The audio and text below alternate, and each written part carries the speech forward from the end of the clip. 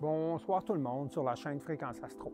En fait, ce soir, il sera question d'effectuer un alignement en utilisant deux étoiles de référence avec un télescope motorisé, un GoTo, en fait, de type Dobson.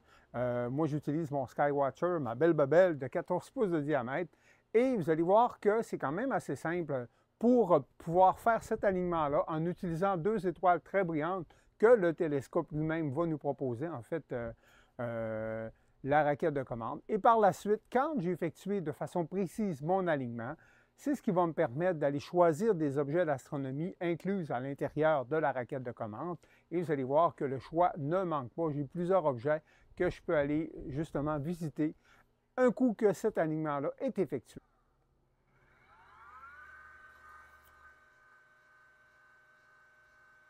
Donc, après l'initialisation, je vais simplement appuyer sur Enter.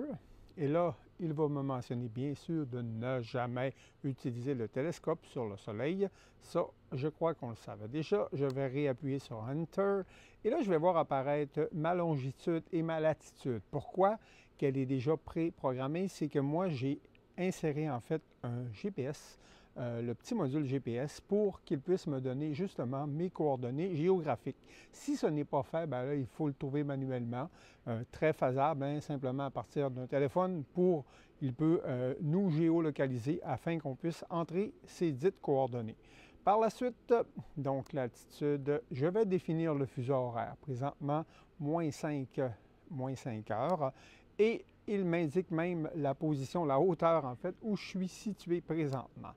Par la suite, très important d'entrer la bonne date, 2024 06-26. Moi, je l'avais entré préalablement. Par la suite, très important, je vais lui indiquer l'heure. Là, présentement, il est 20h02. Pourquoi? On est en plein jour, mais je veux qu'il m'offre quand même quelques étoiles accessibles. Je vais simuler comme si on était un petit peu plus tard le soir. Après avoir confirmé la dite heure, je vais également confirmer, là, on est bel et bien 8h02 p.m. Et oui, on est à l'heure d'été, donc je vais encore une fois appuyer sur Enter. Par la suite, là, c'est à ce moment-là que c'est important de commencer mon étalonnage. En fait, je vais appuyer oui, je souhaite un étalonnage en appuyant sur la flèche, le chiffre 1, simplement.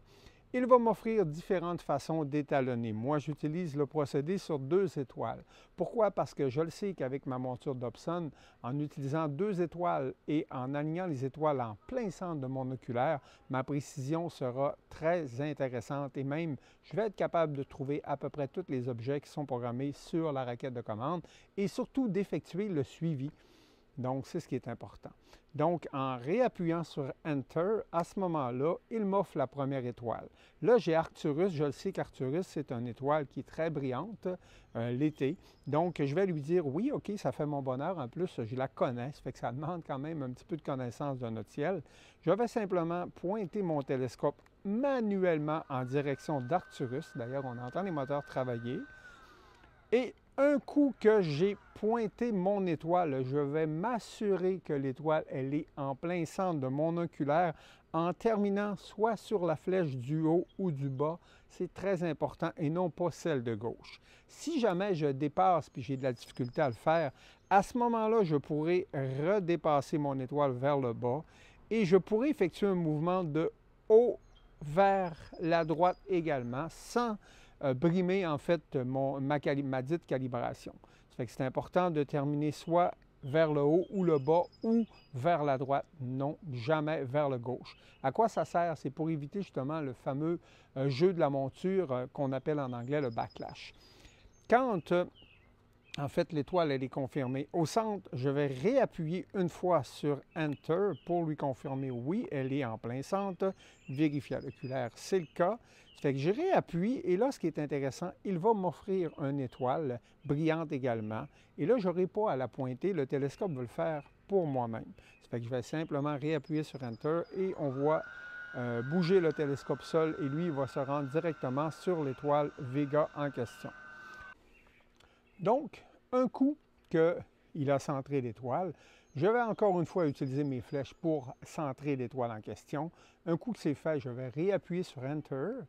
Là, il va me mentionner que mon étalonnage est réussi, mais de vérifier ma valeur précédente d'erreur. Pourquoi? Parce qu'on est en plein jour, puis j'ai pas, dans la vraie vie, je n'ai pas centré les étoiles en question. Ça fait qu'à partir de ce moment-là, je peux partir à la tournée de mes objets d'astronomie en toute quiétude et beaucoup de plaisir en perspective.